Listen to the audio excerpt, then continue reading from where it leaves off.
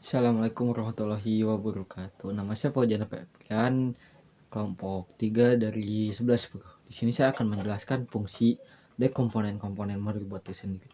Untuk motherboard sendiri fungsinya adalah mentransfer ataupun mengirim data ke komponen yang lain. Yang pertama ada chipset. Chipset adalah komponen utama dari motherboard yang fungsinya itu untuk menghubungkan prosesor ke komponen yang lainnya.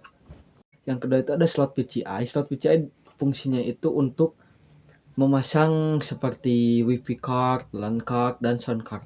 Yang ketiga ada konektor power. Konektor power terdiri dari 24 pin dan 4 pin. Fungsi dari konektor power adalah untuk menyalurkan arus listrik power supply dan motherboard. Yang keempat itu ada slot RAM, yang fungsinya slot RAM itu untuk menyimpan slot memori RAM. Biasanya slot RAM berbentuk panjang dan di ujung untuk memasang slot memori RAM ini ada pengait. Yang kelima ada notebook. Notebook fungsinya untuk menangani yang berkaitan dengan prosesor, RAM, dan juga supply power. Itu ada ID dan SATA.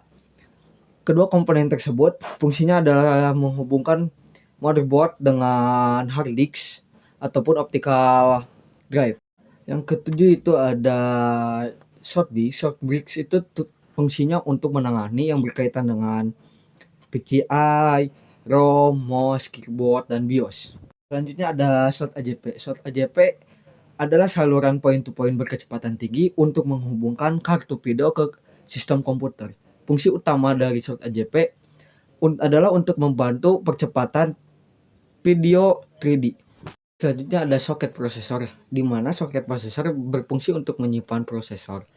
Biasanya tempat soket prosesor yaitu berbentuk segi empat, yang dimana ada lubang-lubang dari soket prosesor yang berfungsi sebagai kaki atau pin-pin dari tempat prosesor tersebut. Selanjutnya ada baterai CMOS. Baterai CMOS biasanya digunakan oleh BIOS untuk memastikan aktif walaupun tidak ada aliran listrik.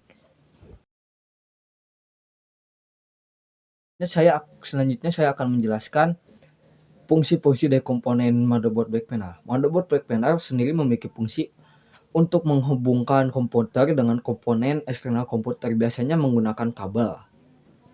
Yang pertama dari komponen motherboard back panel ini ada VS2 port yang biasanya digunakan untuk mouse dan keyboard. VS2 port memiliki dua lubang yang berfungsi untuk menyambungkan mouse dan keyboard.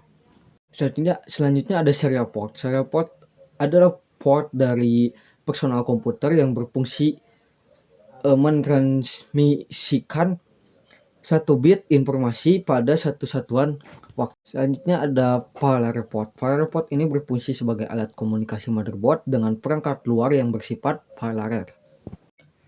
Selanjutnya ada VGA port. VGA port adalah komponen output yang berfungsi untuk mengubah bahasa mesin menjadi tampilan baik grafis ataupun teks mode di layar monitor. Selanjutnya ada USB port. USB port adalah untuk mengganti VS2 port untuk saluran dari keyboard dan mouse. Selanjutnya ada LAN port. LAN port berfungsi untuk menyalurkan komputer dengan internet dengan bantuan router atau switch. Yang terakhir dari komponen back panel ini adalah konektor audio. Konektor audio berfungsi sebagai perangkat audio pada komputer yang terdiri dari 3 lubang. Warna biru merupakan saluran mic, hijau line in, merah line out. Mungkin segitu saja. Sekian dari saya. Wassalamualaikum warahmatullahi wabarakatuh.